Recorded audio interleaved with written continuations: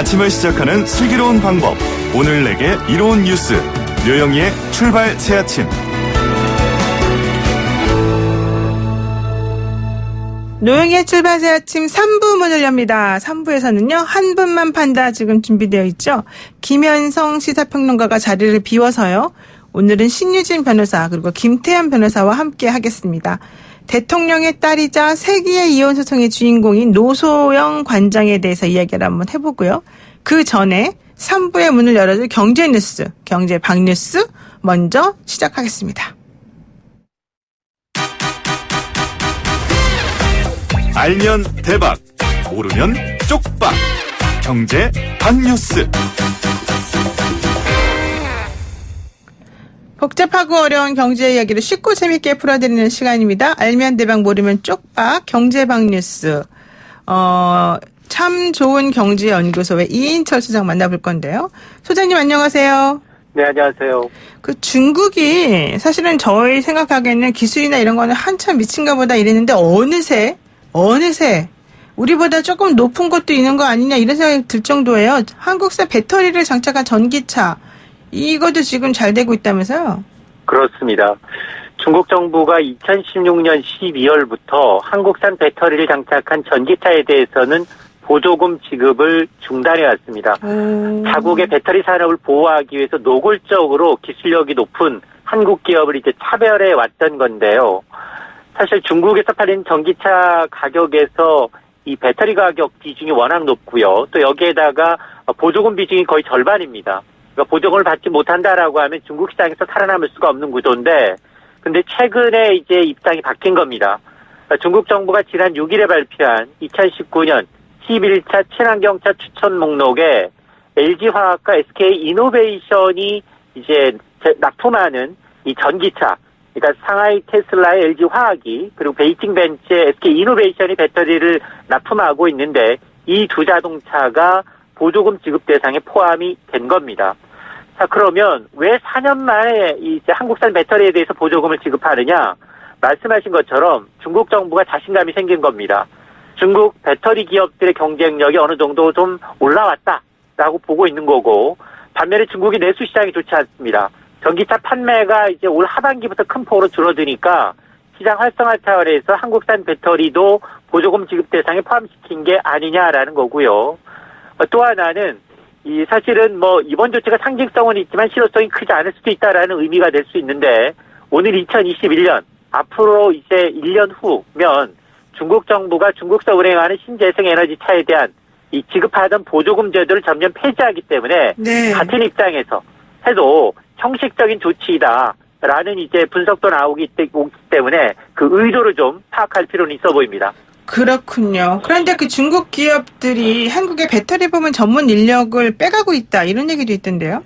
그렇습니다. 전기차 배터리는 미래의 먹거리 산업이죠. 그래서 반도체에 이어서 전기차 배터리까지 중국 기업들이 야금야금 우리나라의 전문 인력을 빼가고 있다라는 주장이 제기됐습니다.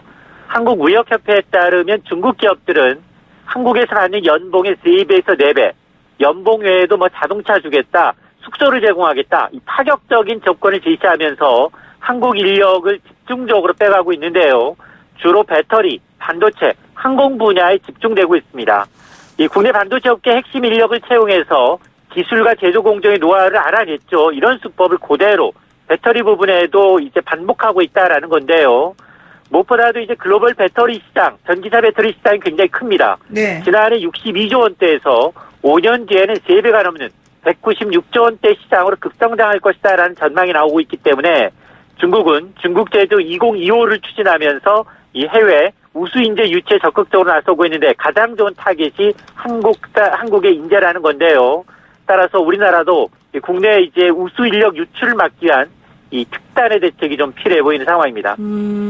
그래서 또 오히려 불법 사금융을 이용하는 주부랑 노인이 급증한다 이런 소식도 들리더라고요. 그렇습니다. 불법 사금융 하면 사채를 말하는 건데요. 이 사채를 이용하는 가정주부, 고령층이 급증하고 있습니다. 금융감독원이 불법 사금융 이용 실태를 조사한 결과 지난해 말 기준 불법 사금융의 이용자액이 7조 1천억 원을 넘어섰습니다. 네. 1년 전에 비해서 4.4% 늘었고요. 전체 가계부채의 0.5% 수준입니다. 불법 이 사금융을 이용하는 사람은 41만 명 정도로 추정이 되는데 전체 성인 인구의 1%에 해당합니다. 특히나 연령대별로 보게 되면 가정주부 비중이 2017년 말 12%대에서 지난해 말 22.9%까지 껑충 뛰었고요. 또 60대 이상 고령층 비중도 26%에서 41%까지 치솟았습니다. 이 불법 사금융 대출 금리는 최대 60% 이르는 등 이 법정 최고 금리를 초과하는 비중이 45%이기 때문에 네. 이 취약계층, 가정주부와 고령층이 경기 부진이 길어지자 이 개도권 금융회사 대출이 불가능한 것을 이유로 사채 시장으로 내몰리는 게 아니냐라는 지적이 나오고 있습니다. 아니 우리나라도 요즘 대출 받기가 사실 하늘의 별따기인데 그 어제 보도에 보니까 우리나라 국민은 27살 때부터 노동소득이 소비보다 많아지는 흑자 인생에 진입을 하지만 41세가 되면 정점을 찍고 59세가 되면 적자로 전환한다 이런 분석이 있더라고요. 그렇습니다.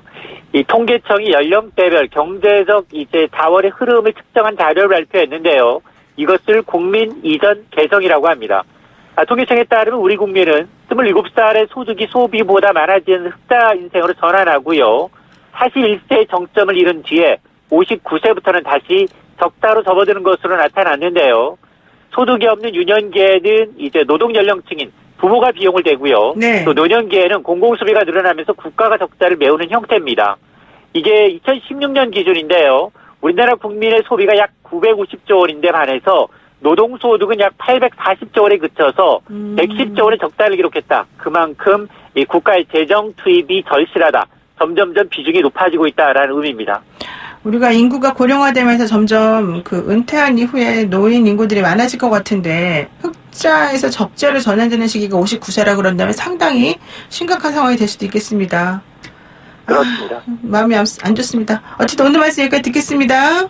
네, 감사합니다. 네, 고맙습니다. 지금까지 참 좋은 경제연구소의 이인철 수장이었습니다.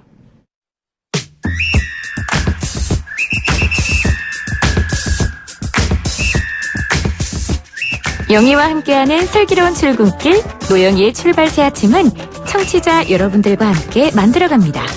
짧은 문자 50원, 긴 문자 100원의 유료 문자 샵 0945, 우물정 0945로 문자 보내주시거나 유튜브 보이는 라디오 댓글창, YTN 라디오 어플리케이션 예스를 통해 여러분의 목소리를 들려주세요.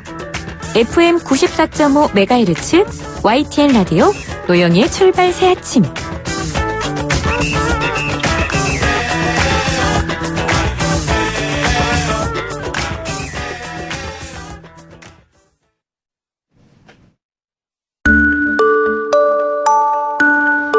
시사 인물 토크쇼 한 분만 판다.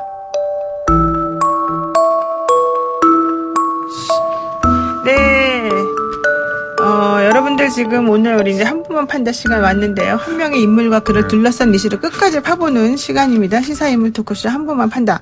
우선 오늘 원래 그 김현성 평론가가 나오셔야 되는데 김태현 변호사님이 더 잘하신다는 소문을 듣고 제가 한번 모셨습니다. 안녕하세요. 네, 안녕하세요. 네, 그리고 신유진 변호사 나오셨습니다. 제가 양쪽은 다 아마 헷갈리고 있네요. 네. 신유진 변호사 나오셨습니다. 네, 안녕하세요. 네. 아까 제가 한 말은 정정합니다. 김태현 변호사가 더 잘하신다는 소문을 듣고가 아니고요.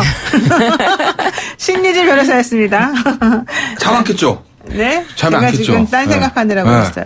한 안녕하세요. 분만 판다 오늘의 주인공 노소영 아트센터 나비관장의 이혼 소송 그 얘기인데요.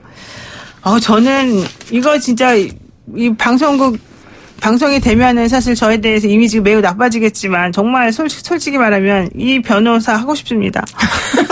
노소영 관장 변호사요?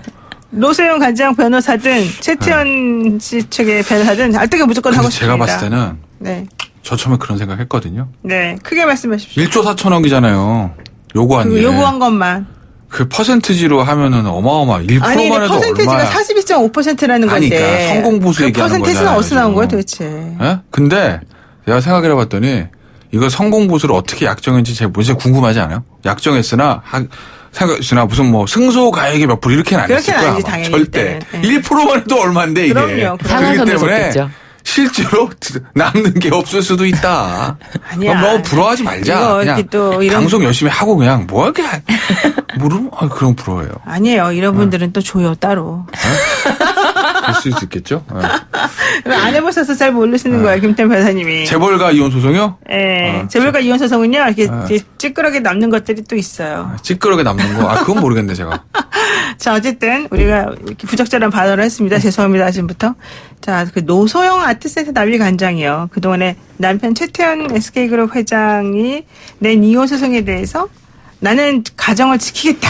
이렇게 그냥 열심히 노력을 하시다가 갑자기 선회했습니다.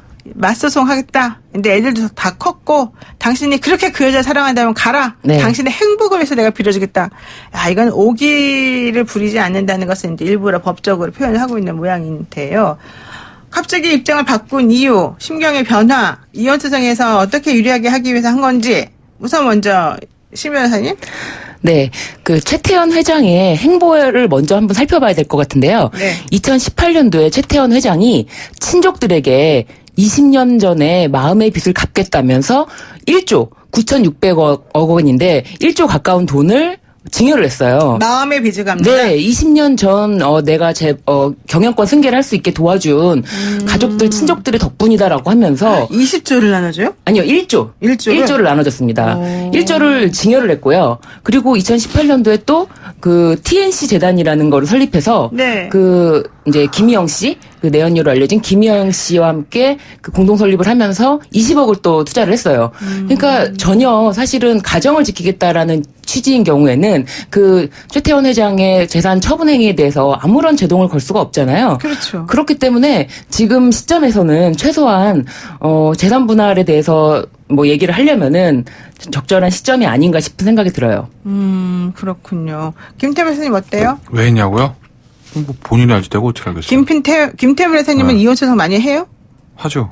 근데 요새 이건 개인 사적인 얘기인데 저 원래 이혼 전문 이런 거 아니잖아요. 네, 원래 전문 아니에요. 네, 원래 이혼 전문만 하신다고. 근데 제가 이혼 전문이에요. 그죠. 저 사실 저는 부동산 전문도 해요. 근데 저 원래 개인적으로 이혼 소송 별로 안 좋아하거든요.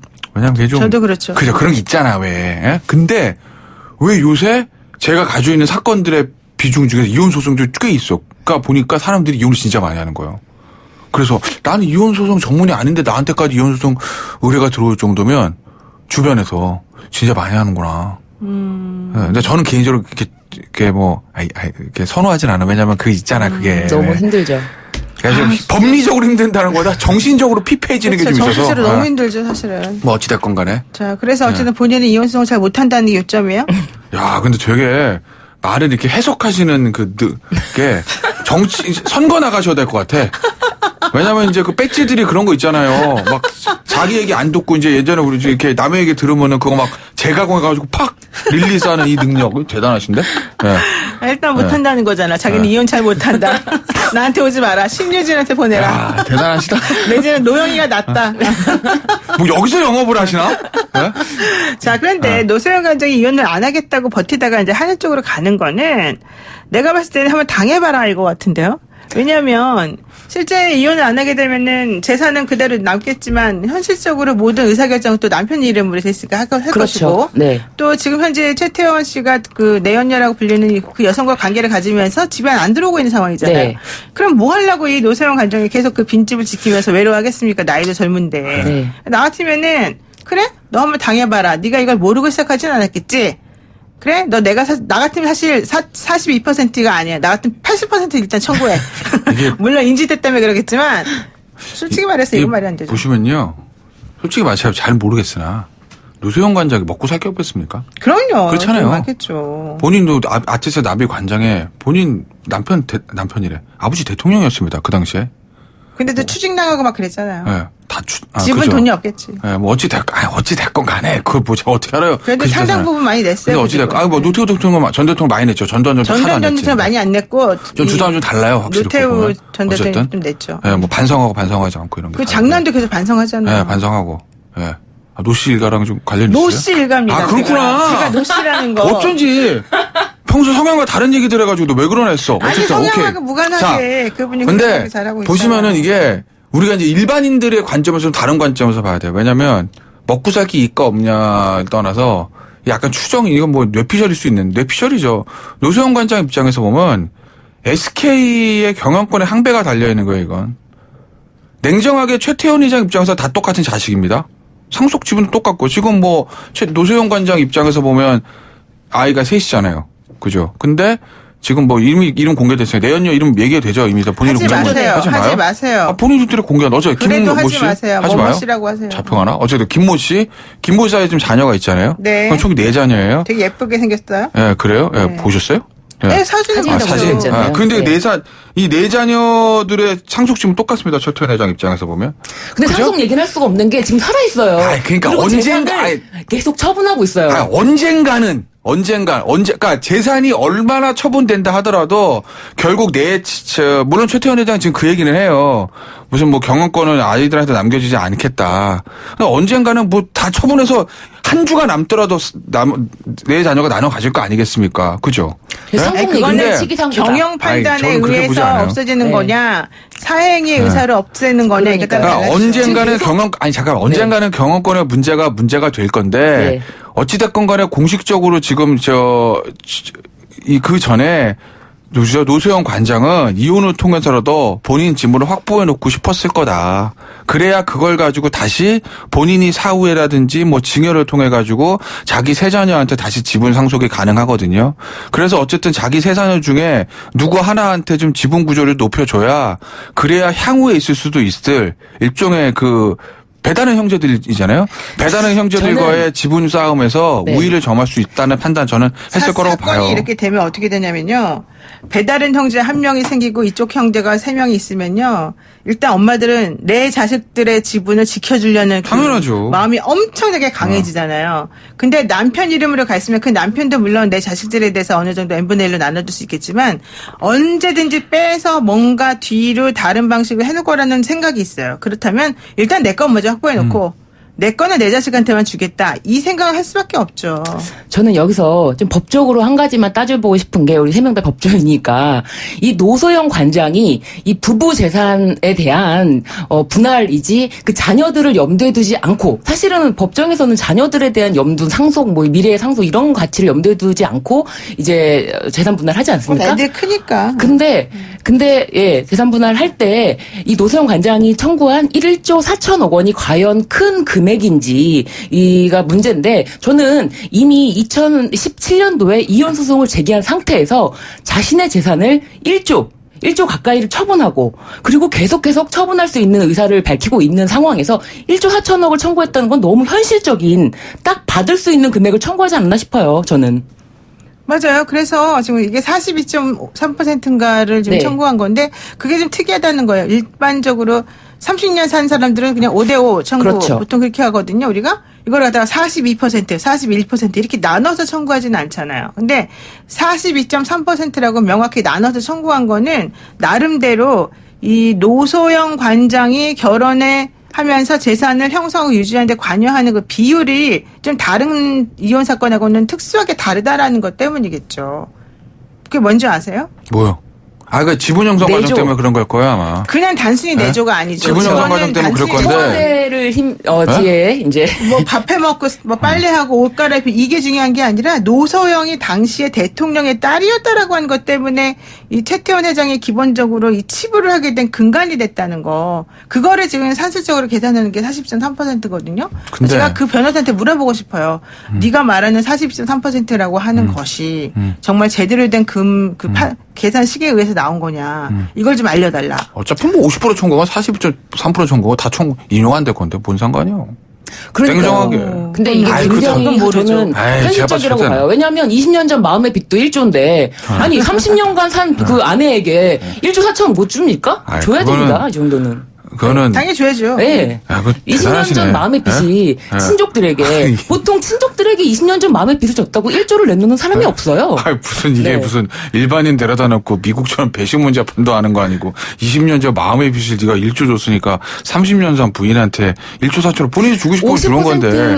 그러니까요. 아, 본인의 무슨 판결을 재산을- 그렇게 쓰겠어요. 아니요, 미 본인의 가정법 재산에 대한- 양재동에서 양재동 본인이 하고 싶은 거 해봐요. 그럼 본인이 판사라고 제가 봤을 생각하고. 때는 글쎄 모르겠어요. 저 어느 정도 나올지 모르겠는데 1조 4천억 다 나올 일은 절대 없을 것 다 같은데. 나오지 않고 왜 근거가 어? 뭡니까? 아니 이제 중요한 거는 정확하게는 우리는 알 수는 없어요. 왜냐하면 일반적인 이게 단순히 내가 뭐 부동산 뭐 아주 심플하게 둘이 결혼할 때 빵원이었는데 다 벌어서 이걸 만들었는데 예를 들면 저기 뭐 제프든 제일 아마존이나 편하죠. 그게 예? 편해요. 이것도 네. 아니고 이건 당연히 아니고 그렇다고 해가지고 나는 그냥 놀고 먹고 지금 속된 말로 백수였는데 아버지가 그냥 갑자기 건물을 많이 줘가지고 그게 다 내 재산이네. 100% 상속재산 이것도 아니고 최태원 회장의 SK 지분이 형성되는 과정에 좀 독특한 측면들이 있어요. 그래서 그렇죠. 그것 때문에 아마 그것 때문에 그런 거죠. 50% 이렇게 안 하고 42점 몇 프로라고 나름대로 계산해서 했을 거예요. 그리고 솔직히 말씀드리면 SK텔레콤이라는 게 인허가 사업이거든요. 그리고 당시 어쨌든 재벌가의 맏아들하고 대통령의 큰딸이 결혼한 로얄 패밀리까지 결혼이었어요. 그래서 아마 SK텔레콤이 여기까지 오고 가는데 우리가 알지 못하는 노소영 관장 또는 그 아버지인 노태우 전 대통령의 영향력이 있었을 수도 있으니 일반적인 가정주부라든지 일반적인 맞벌이 부부의 기여도보다는 노소영 관장의 기여도가 클 여지는 있죠. 다만 그렇다 하더라도 최태원 회장이 SK라는 이 회사의 파운더가 아니라 기본적으로 아버지로부터 받은 부분들이기 때문에 그렇기 때문에 뭐 예전에 아마존에 제프 베이소스가 50% 툭 띄워주고 이것처럼 42점 몇 프로를 전부 다 인정될 가능성은 지극히 낮다. 퍼센티지까지 제가 말씀 못 드리겠어요. 그 부분은. 근데 저는 최태원 회장이 지금 이혼 소송 과정에서 좀 비난받을 여지 있게 행동한 것이 너무 많다. 왜냐면 2015년도에 간통죄가 폐지됐거든요. 근데 폐지가 되고 그 대법원에서 그 유책주의냐 파탄주의냐의 판단이 난 후에 바로 자신의 혼외자를 공개합니다. 자신의 혼인관계는 이미 파탄이 났다. 그 나중에 이혼 소송에서의 포석을 깔아놓은 거죠. 그러니까 2015년도에 그러면서 편지를 쓰면서 혼외자가 있다라고 할 때도 자신의 뭐 아내와 자녀들에게 그런 사과하는 의미가 아니라 오히려 노소영 관장이 경솔한 행동으로 인해서 내가 뭐 고초를 겪었다라고 하면서 아내를 비난하는 그 내용을 언론사에 보냈거든요. 그런 행동들이 매우 그 당시에도 뭐 의문이다 아니면은 좀 비난받을 여지가 컸는데 지금 그 후에도 계속해서 뭐 친족들에게 재산을 1조 가까이 나눠준다거나 아니면은 자신의 이제 혼외자의 그 어머니인 그 분 A 씨와 뭐 함께 뭐 재단을 설립해서 공동 투자자로 공식 석상에 나타나면서 전혀 아내와 처자식에 대한 배려가 없다. 배려 없는 모습이 굉장히 좀 비난 가능성이 크지 않나. 근데 그거는 근데, 중요하지 않아요. 왜냐면 그런 종류의 파탄을 원인을 제공한 경우에 한쪽이 이혼 안 하겠다 그러면 그게 중요한데 지금 양쪽 다 이혼하겠다고 하는 상황이라고 한다면 그런 파탄을 제공한 사람에 대해서 위자료만 청구하면 되는 그렇죠. 것이고 그게 지금 3억 노소영 장관이 3억을 청구한 거니까 그 부분은 거기로 끝나는 거고 네. 나머지는 그렇다면 현재 있는 재산을 얼마나 나눌 것인가가 문제잖아요. 근데 현재 있는 재산을 나눈다는 것도 지금 우리 신 변호사님 말씀하신 것처럼 뭐 그렇게 이혼하겠다고 소송을 낸 이후에 내 재산을 누구한테 주고 이렇게 나눠줬다 그러면은 그렇죠. 그 재산들은 원래는 안 나눠줬던 것하고 똑같이 재산 분할의 기본 대상 재산으로 들어가요. 네. 그렇게 해서 기여를 따져가지고 각각 나눈 다음에 이미 최태원 씨가 나눠준 것들은 다 최태원 씨가 가지고 있는 것이라고 계산을 하고. 근데 이거 파탄 시점을 어디로 보느냐가 중요한 그리고 거 난 아닌가요? 다음에 이제 그 퍼센티지 나눠진 대로 찾아오는 건데 파탄 네. 시점이라고 하는 건 일반적으로는 네. 소송을 제기할 때 해요. 근데 이제 노소영 관장이 이혼 소송을 제기한 시점에서 42.3%가 나왔기 때문에 아니 그거랑 상관없이 이미 나눠준 최태원 재산은 씨가 포함시키지 처음에 않은 것 소송을 같아요. 제기를 먼저 했잖아요. 네. 그때부터 당연히 파탄이죠. 그리고 아기가 태어날 때 파탄이라고 보죠. 이런 경우는 명백하니까. 그러니까 아무리 파탄을 한 사람이라 하더라도 상대방이 이혼을 원하지 않으면 모를까 이혼을 하기를 원하면 당연히 소송은 되는 것이고 다만 이혼을 할 때 위자료가 재산 분할에 영향을 미치냐 안 미치냐 내가 보기에는 우리는 안 미친다고 알고 있거든요. 그렇기 때문에 이 사건은 그거가 별개로 이제 더 중요하게 따져봐야 될 거는 노태우 전 대통령과 SK의 당시 관계가 어땠나. 근데 특히 당시 SK가 얼마나 잘 발전할 수 있었었느냐. 그리고 여기에 노태우 대통령이 지참금처럼 쥐어준 그 돈과 그 기회와 여러 가지 측면에서의 그 무형, 유형의 자산 제공들이 어떻게 형성을 하게끔 만들었는가. 이게 가장 중요한 거죠. 그거는 좀 애매한데. 애매하죠, 당연히. 애매한데 애매하죠. 왜냐하면 사실은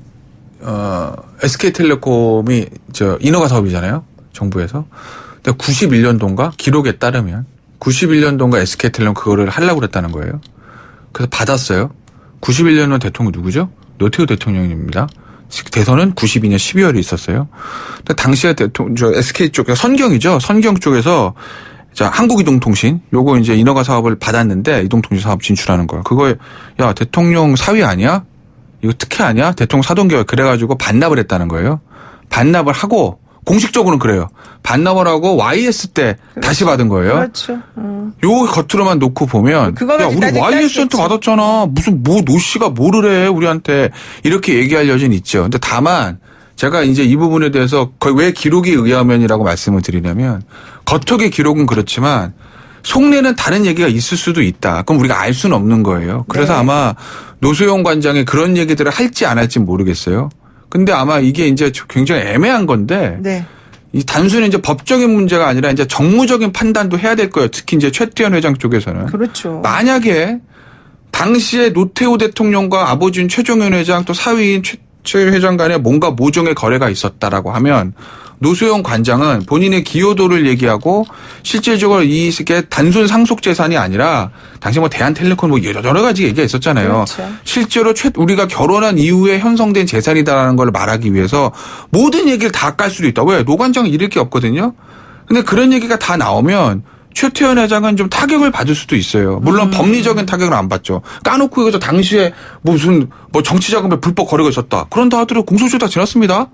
다 지난 얘기예요. 네. 형사적으로는 문제가 될 건 없어요. 다만 그룹의 이미지라든지 이런 부분들에 대한 좀 타격이 좀 있을 수가 있어서 그런 얘기가 나오는 게 꺼려지면 최태원 회장 측하고 노소영 관장에서 물밑에서 뭔가 타협을 할 가능성은 배제할 수는 없거든요. 그래서 제가 이거는 이 작전을 짜는 사람들, 최태원 회장 쪽에 짜는 사람들이 저기요 이제까지 대법원 판례 보면 이렇게 돼 있습니다. 회장님 이 아니라 뭔가 모종의 정무적인 판단이 좀 필요할 거고 그러면 결국 이제 최태원 회장 결단일 건데 그래서 저는 노소연 관장이 어디까지 얘기를 할까 그리고 아까 제가 얘기했던 기록에 의하면이 아니라 내면에는 이 SK텔레콤의 형성돼가는 과정에 과연 무슨 일이 있었으며 당시에 노씨 일가라고 할게요. 노태우 대통령 쪽 당시 대통령 측 전 대통령 측이 어떤 역할을 했는가가 좀 궁금해지는 거죠. 그렇죠. 그 궁금해지는 건 과거의 책을 열심히 들여다보면 나옵니다. 그런데 요점은 그거예요. 사실 남의 부부관계는 잘 모르기 때문에 누가 얼마나 더 기여를 했냐 누가 얼마나 더 못했냐 이거는 잘 몰라요 우리가. 근데 이렇게 재벌가들의 소송에서는요. 이재용 삼성 그 부회장 같은 경우에도 되게 조용히 자기네들이 시끄럽지 않게 하는 걸 조건으로 해서 뭔가 이제 왔다 갔다 했죠. 그리고 그 신세계에 있는 우리 또 이부진 씨 같은 경우에도 지금 조태신라 현재 지금 뭐 하고 정영준 부회장도 그랬고 하고 있기는 하지만 어쨌든 거기는 좀 시끄럽게 지금 합의가 안 된 상태에서 시끄럽게 좀 되고는 있지만 그래도 그 분위기 흘러가는 거 보시게 되면 일단 여성에게 매우 유리하게 좀 돌아가고 있는 거잖아요. 그런 여러 가지 것들을 보게 되면 최태원 회장 같은 경우는 본인에게 이 사건이 절대 유리하게 돌아가지 않을 게 뻔하기 때문에 제가 만약에 그쪽 변호사라면 상대방 변호사하고 어느 정도 서로 간의 체면을 구기지 않는 선에서는 정리를 할 거다. 근데 문제는 그렇게 하더라도 워낙 이게 덩치가 커서 지배구조가 바뀔 수 있다라고 하는 것에 대해서 가장 큰 걱정들을 한다는 거예요. 만약에 이게 애매한 건데 예전에 정용진 부회장 이혼했죠. 이지용 삼성회장이 이혼했죠. 그다음에 또 이부진 호텔신라 사장 이혼했죠. 그 사람 이 세 사람의 재벌가 이혼과 최태원 회장의 이혼의 결정적인 차이가 뭐냐. 네. 자식. 속된 말로 배다른 형제 또는 뭐 혼외 자식 있냐 없냐. 왜냐하면 이주영 부회장이나 뭐 정영준 부회장 같은 경우는 혼외 자식이 없었기 때문에 부담이 없어요 사실은. 뭐 여자 측도 그렇고 남자 측도 그렇고. 근데 이 최태원 회장 케이스는 혼외자가 있기 때문에 이건 SK의 이제 경영권의 문제. 더군다나 SK 최태원 회장 같은 경우에는요. 예전에 그 소버린의 공격을 받아가지고 경영권 방어에 한창 어려운 겪었던 2000년대 초반에 결국 2000년대 중반에 최태원 회장이 선물 투자하느라고 회사 돈 가지고 해가지고 들어갔다 왔잖아요 동생이랑. 그 배경도 소버린 때 당한 게 있어서 지분을 지키기 위해서 현금이 많이 필요해서 그랬다라는 이제 관측이 있을 정도로 지분에 대해 굉장히 민감한 사람이거든요. SK라는 회사 자체가. 그렇기 때문에 아마 이 이혼 소송은 여타 있었던 재벌가 이혼 소송은 완전히 결이 다르죠. 이거. 지금 2340 쓰시는 분께서 노태우 전 대통령의 딸이라는 이유가 SK 성장의 동력이었다면 뭐 정경유착이 나쁘든 좋든 간에 그로 인해서 얻어진 이득은 재산 분할이나 지금 그 형성과 관련해서 인정받아야 되는 거 아닙니까? 라고 이제 얘기를 하시는 분이 계시고 또 다른 분 같은 경우에는 이거 남의 일인데 남의 이혼 가지고 아침부터 이렇게 이런저런 얘기하는 거 좋습니까? 이런 얘기 하시는 분들도 좀 계세요. 근데 이제 남의 이혼 가지고 우리가 얘기하고 싶었다는 것은 아니고 SK라고 하는 이 큰 회사의 그 지분 구조가 사실 바뀌게 되면 경제 구조가 바뀔 수 있기 때문에 그 부분하고 연결해 가지고 좀 논의를 해보자는 거죠. 또 하나 말씀드리면 다른 재벌가 이혼 우리가 많이 안 했거든요. 왜냐면 왜 이혼한 줄 알려진 게 없어요.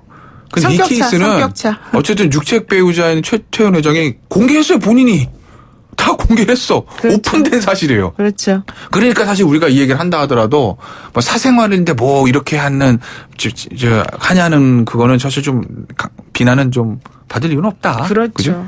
요즘 이제 이혼 사건이나 가사 사건 이런 걸 보게 되면 단순히 이혼 가사만 하는 게 아니라 상속, 그죠? 그다음에 뭐 유류, 자산가들은 그다음에 뭐 공증부터 시작해가지고 별별 그 재산 관련된 것들을 되게 많이 이제 하게끔 되어 있는데 그런 것들을 이제 소홀히 해놓게 되면 나중에 문제가 생겨요. 왜냐하면 자기도 모르는 이 지분 구조에 얽힐 수가 있기 때문에. 그래서 여러분들한테 이건 여담입니다만 꼭 그런 부분과 관련해서 미리 좀 정리를 해놓으시라고 말씀을 드리고 싶고 그 과정 중에 외국에서는 그래서 일부러 나중에 이혼할 때 돈이 어떻게 해결될지 모르기 때문에 혼전 계약서라고 하는 걸 쓰잖아요. 네. 그래서 그런 것들은 어떻게 생각하세요? 근데 혼전 계약서 이제 우리나라에서 이제 나온다고 하죠. 근데 한국 현실에서 그게 저는 좀, 그러니까 잘못됐다는 게 아니라 쓰면 좋은데 너무 사무적이라는 생각이. 그러니까 미국 같은 경우에 그렇게 많이 한데 우리는 이제 결혼해요. 예를 한번 들어볼까요? 노영희 변호사 저랑 결혼한다 칩시다. 예를 들어도 예를 들어서 제가 재벌이에요. 결혼을 해요. 이거 뭐 내가 결혼할 때 이게 회사 지분이 걸려있으니까 단순히 상속 문제도 아니고, 그쵸? 단순히 뭐 부동산 이런 것도 아니고, 야, 영희야, 나랑 이거 쓰자. 기분 좋아요? 네, 좋아요. 그래요? 내가 재벌이니까 돈이 많기 좋구나. 때문에 괜찮아요. 네? 그러니까 어쨌든 저는 한국 사회에서 그게 현실적으로 쉬운가. 우리가 쓰라고든 얘기는 하죠. 교과서에 나오는 대로 하면. 또 효도계약서 얘기도 하죠. 나중에 분쟁 생기지 말고 자식이 등 돌릴 수 있어요. 쓰세요, 아버지. 근데 그게 현실적으로 쉬운가 쓰는 게 저는 쉽지 않을 것 같아요. 그러니까 교과서에 나오는 것과 현실과는 다 다르게 돌아가니까. 감정적으로는 쓰기가 좀 곤란할 어렵죠, 수 있는데. 그게 1세대 창업주들은 이혼을 거의 하지 않았어요. 그런데 2세대 오면서 지금 아까 말씀하신 열거하신 많은 부부들은 2세대 지금 재벌들에서는 다 지금 이혼을 했거든요. 그러고 다시 재혼을 할 때, 첫 번째 이혼할 때는 그래도 쉬웠는데 두 번째 만약에 재혼해서 또 재산에 대한 또 분배가 문제가 되면 어떻게 하지? 걱정이 되는 거예요. 그렇기 때문에 2세대 재벌 구조의 그 만연한 이혼 풍조 이런 것들 때문에 혼전 계약서라는 얘기가 나올 정도다. 한 세태를 반영하는 것이 아닌가 싶어요. 지금 저는 그럼 필요하다고 봐요. 왜냐하면 요즘 우리 민법이 특유자산과 공유자산을 구분하고 있잖아요. 엄격하게. 네. 그래서 특유자산은 본인이 개인적으로 취부한 재산이기 때문에 나중에 재산 분할할 때 대상으로 삼으면 안 된다는 거잖아요. 그러니까 혼전 계약서도 마찬가지예요. 결혼하기 전에 여기까지는 내 재산, 저기까지는 네 재산. 오케이? 그리고 난 다음에 나머지 둘이서 같이 살았을 때부터 형성된 재산에 대해서만 얘기하자. 이게 바로 혼전 계약서 쓰는 기본이거든요. 그리고 요즘에는요, 한 명하고 이혼하고 다른 사람하고 재혼하는 것도 있지만 한 명하고 이혼하고 또 그 한 명하고 결혼한 경우도 많아요. 맞아요. 그런 경우는 또 사실은 또 재산 나누기 다시 또. 어려워지는 경우가 많거든요. 네. 제가 그런 사건 많이 하고 있어서 지금 하는 말인데 안 하시죠? 지금 김태문 선생님은. 뭐라고요? 그렇게 한 명하고 네. 이혼하고 또 하고 이런 거 잘 안 하시죠? 한 명하고 이혼하고 그 사람은 왜 한 명하고 이혼했으면 그냥 이혼이지 뭐 또 근데 왜 또 또 재혼할까? 애들이 있으면 또 정이 있으면 또 그렇게 되기도 하죠. 하지 말지 그러면. 자, 어쨌든 요점 여기까지 하고요. 네.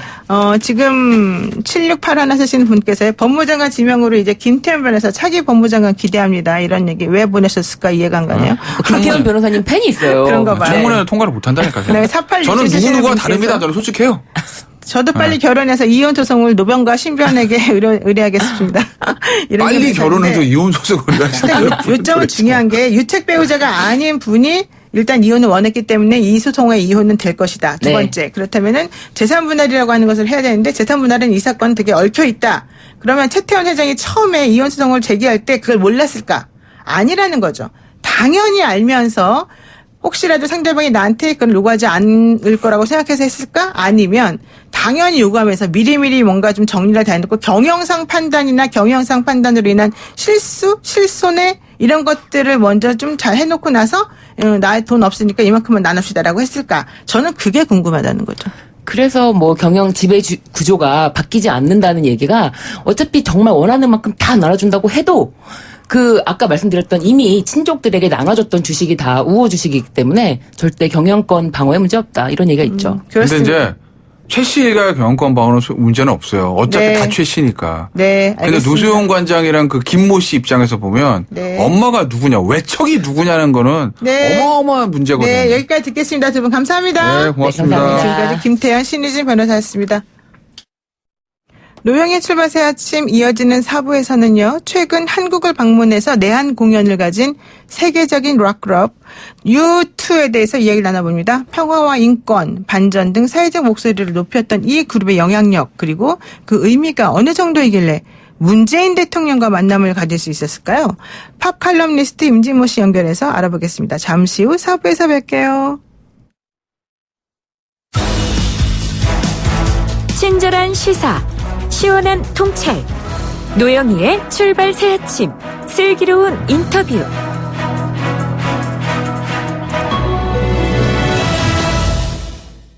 지난 일요일이었습니다. 세계적인 락밴드 U2의 내한으로 서울 고척 스카이돔이 매우 뜨거웠는데요. 임진모 평론가는 U2의 공연은 가치 체험의 완성이다 이렇게 표현하기도 했습니다. 임진모 평론가 연결해서요. 그 밴드 출신 밴드 출범 43년 만에 한국을 찾은 U2의 공연 이야기 한번 나눠보도록 하겠습니다. 평론가님 안녕하세요. 네, 안녕하세요. 네, 그 어제 U2의 리더 보노가 청와대에서 문재인 네. 대통령을 만났다 그러는데 어떤 자리였습니까? 아마 환담의 자리였을 텐데요. 한담의 자리요? 네. 예. U2의 그 보노는 상징적인 인물입니다. 어떻게요? 세계 평화, 그리고 또 평등을 노래하는 락밴드의 리더로서 아마 한국적인 상황 같은 것들을 잘 이해하고 있기 때문에 네. 그런 점에서 그 환담이 이루어지지 않았을까라는 생각을 합니다. 그랬군요.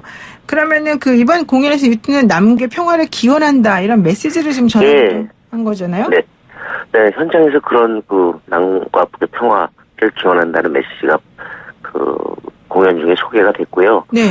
아마 그래서 많은 분들이 특히나 더 공감을 하고 또 공연에 대한 즐거움이 배가 됐을 거라고 보는 것이 그냥 단순히 그냥 어떤 사운드 또 예술성에 대한 공감뿐만 아니라 U2가 아주 오래전부터 이 락 음악을 통해서 사회성을 어떻게 보면 설파했다고 볼 수 있거든요. 네. 근데 그런 것 때문에 아마 뜨거운 감동을 더 느끼지 않았을까 하는 생각이 듭니다. 그러니까 원래 보노는 이제 리더, 사회운동가의 리더로도 알려져 있긴 한데 좀 개인적으로는 어떤 사람인지 좀 구체적으로 알려주시죠. 일요일 날 공연했던 U2 밴드의 보컬, 즉 노래를 담당하는 보컬리스트고요. 네. 근데 그러면서도 이제 사회활동을 아주 줄기차게 해왔습니다. 특히 대표적인 게 이제 2000년 전후해서 그 아프리카 부채 탕감을 갖다 주장했던 사람이죠. 이거에 관한 펀드도 설립하고요. 네. 왜 그러냐면 이 얘기 모든 게 한마디로 이 사람이 지향하는 거는 바로 세계 평화와 평등입니다. 네. 그러니까 아프리카가 정말 주요 그 서구에 대해 엄청난 빚을 지고 있지 않아요? 네. 이 빚을 떠안고 가서는 안 된다. 그렇기 때문에 이 부채를 다 탕감해 줘야 한다는 게 이 보노의 주장이에요. 그러면서 이제 사회운동가로서 완전히 우뚝 서고 노벨 평화상까지 거론이 됐던 거죠. 그러니까 어쩔 수 없이 빚을 네. 지고 갚으려고 노력해도 안 되는 그런 사람들에 대해서 빚을 탕감해주자 이런 네, 얘기 그렇습니다. 있었다는 건데. 예. 그러니까 모든 면에서 사실은 이 평등이라는 건 굉장히 포괄적 주제 아니겠어요? 네. 그러니까 빈부도 있지만 또 성적인 면, 또 계층적인 그런 측면도 있고 그래서 사실 우리 그 공연에서 이제 후반부 앙코르 순서에서 얼트라 바이올렛이라는 노래를 하면서 저도 깜짝 놀랐는데 갑자기 뒤에 스크린에 그 히스토리가 허스토리로 바뀌었어요. 역사 히스토리가 허스토리로 바뀌면서 관련된 여성들이 계속 등장하는 거예요. 저는 네.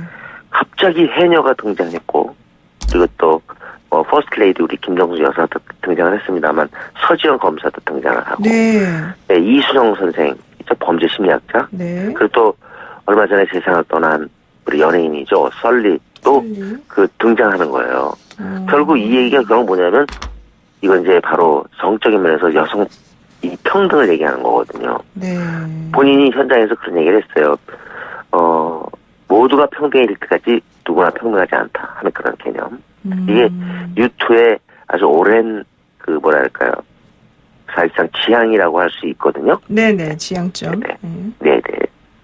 지금 말씀하시는 걸 들어보게 되면 원래 유튜브 공연은 락 콘서트라기보다는 종합 무대 예술이다 이렇게 말할 정도로 사운드나 뭐 조명, 무대 장치 등이 완벽하잖아요. 그런데 네. 그런 그 기술적인 부분 이외에 네. 실제 이번에 나와서 같이 함께한 사람들의 면면을 살펴보게 되면 우리 네네. 그 김정숙 여사, 가수 고설리, 서지영 검사 등 사실 사회에서 무언가 자신의 목소리를 내려고 노력하는 그런 사람들이 같이 나와줬다는 거가 중요하다는 거 아닙니까? 그렇죠. 그런 그 목소리가 한마디로 이 사람은 늘 목소리 내던 사람들한테 그 스포트라이트를 비춰주는 게 아니에요.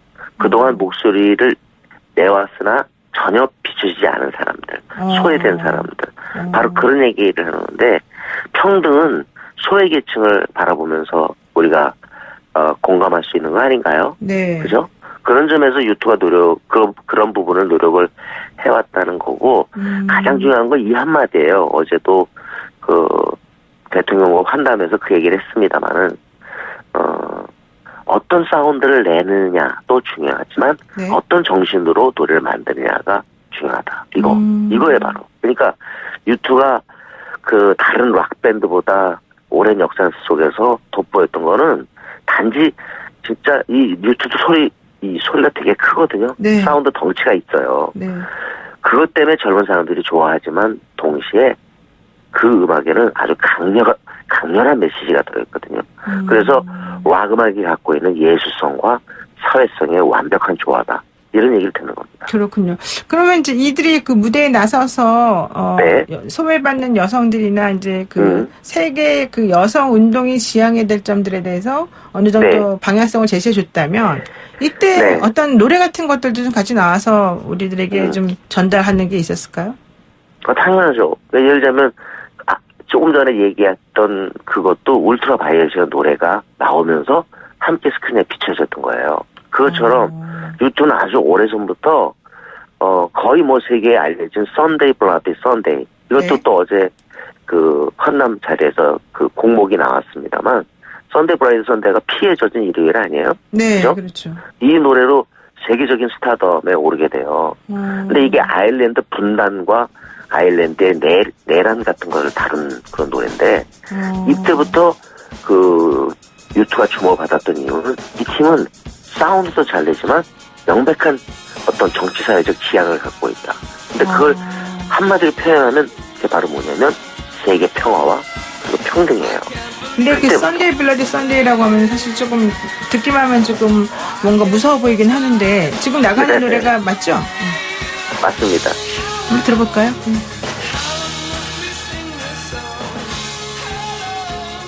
지금 이 노래를 좀 네. 구체적으로 더 말씀해 주시면 어떨까요? 이 썬데이 블레드 썬데이는 실제로 그 있었던 아일랜드의 그 뭐 거의 뭐 전쟁이라고 할 수 있는. 네. 사실 여기에는 이제 영국과 아일랜드의 갈등도 깔려 있는데요. 이 노래 제목은 누가 제일 먼저 썼냐면 존 레논이 썼어요. 존 레논이요? 네, 비틀즈의 존 레논. 근데 존 레논이 죽은 날이 12월 8일인데 그게 우리 내한공연 날짜하고 똑같았거든요. 네. 그냥 뭔가 약간 연관이 있죠? 근데 결국 유튜브가 썬데이 블라디 썬데이라는 노래를 만든 게 뭐냐면 이런 정도로 아직도 전쟁이 터져가지고 많은 사람이 죽어가는 이런 상황, 피해 젖은 일요일. 이 존 레논의 이 노래 제목 아직도 우리가 상기시켜야겠는가? 어떻게 이 제목, 이 노래를 아직도 우리가 불러야 되는가? 그런 얘기예요, 노래가. 그렇군요. 네. 우리 모두가 평등해질 때까지 우리는 누구도 네. 평등하지 않다. 네네. 이런 메시지가 들어있다라고 볼 수 있는데요. 네네. 지금 그 5집 앨범인가요? 그 네. 조슈아 트리? 네. 발매 30주년 기념 투어로 이번에 내한 공연이 이루어진 거다라고 얘기를 하고 있는데 그 네. 배철수 씨 같은 경우에는 이 앨범이 유튜브 최고의 네. 명반이다 이렇게 말을 하기도 했더라고요. 근데 왜 그러는 겁니까? 뭐 너무 당연하고 유튜브 전성기에 당점을 찍은 그런 앨범이고요.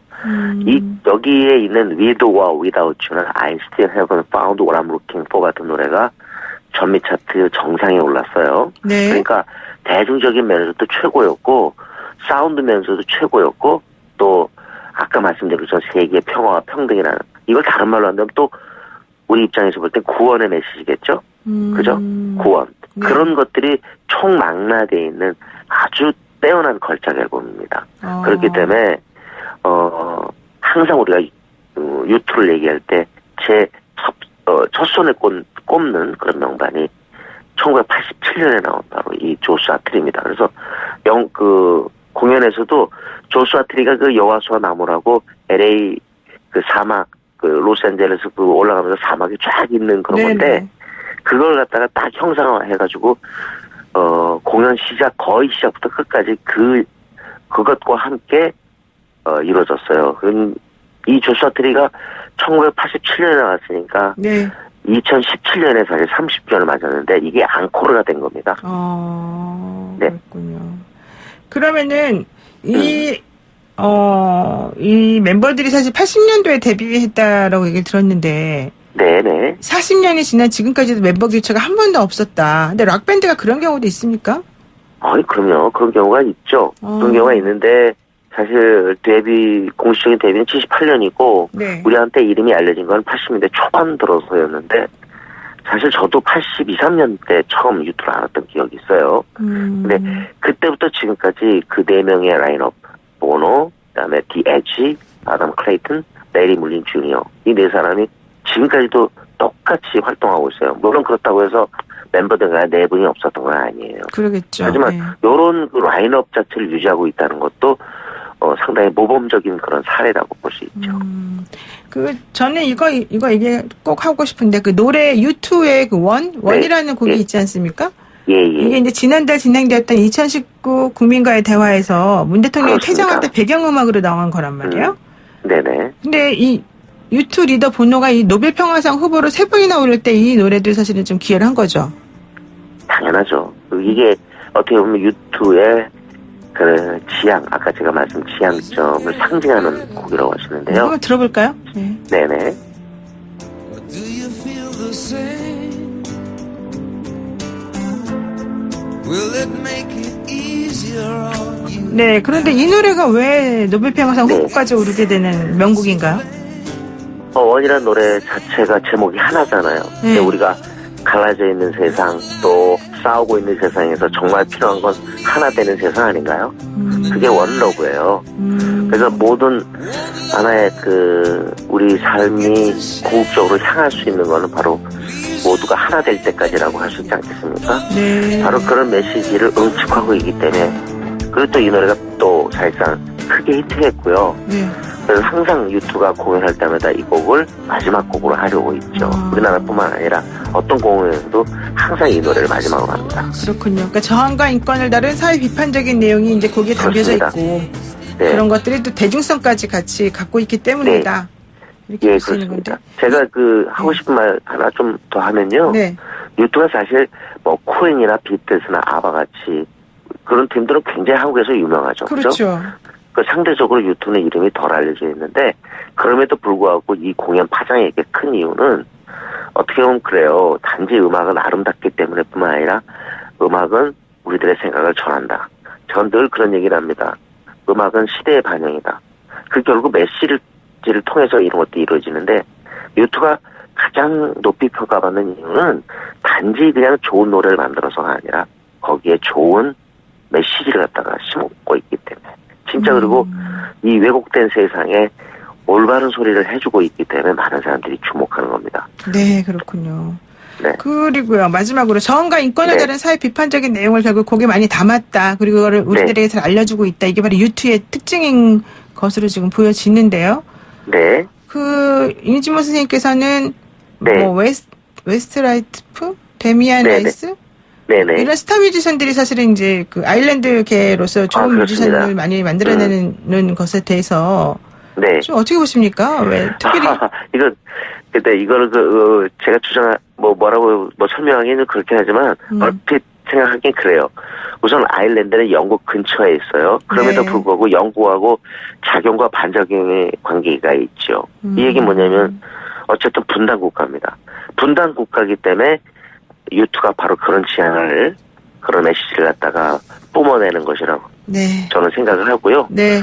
무엇보다도 그런 어떤 정적인 상황이 있기 때문에 네. 좋은 메시지가 가능하고 네. 또 영국과 가까이 있기 때문에 알려질 수 있는 좋은 토대가 전 되어 있다고 생각해요. 그렇기 때문에 그렇군요. 아일랜드 출신의 뮤지션이 아주 많다고 생각이 듭니다. 네, 그렇군요. 자, 그럼 유튜를 잘 모르는 저 같은 사람들을 위해서 네. 혹시 유튜의 명곡 3곡만 뽑아주신다면 뭐가 있을까요? 지금 조금 전에 뭐 원은 이미 얘기 드렸고요. 네. 제 썬데이 브라이트 썬데이도 있지만 제가 또한 추천한 2곡 정도 한다면 사실 이 곡으로 미국의 이름이 알려졌어요. Pride in the Name of Love라는 곡인데 Pride in the Name of Love. 네, 사랑의 이름으로 이 자부심을 갖는 긍지를 갖는 개념인데 이게 사실은 마틴 루서 킹 목사에게 바치는 노래입니다. 아, 그랬군요. 그게 뭐겠어요? 평등이죠. 바로. 그렇죠.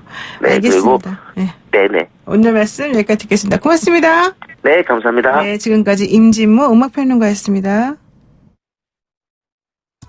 네. 세계적 밴드 U2가 우리에게 던져준 평화 그리고 평등의 메시지, 음악은 시대적 반영이라는 것에 가장 걸맞는 활동이라고 생각이 듭니다. 오늘 임진모 칼럼니스트와 이야기하면서요, 음악에 대한 힘을 다시 한번 느낄 수 있었습니다. 그리고 또 지금 우리에게 가장 필요한 목소리이지 않을까 이런 생각도 해봤습니다. 노영의 출발새 아침 내일 아침 7시 정각에 변함없이 슬기로운 내용으로 찾아뵙겠습니다. 고맙습니다.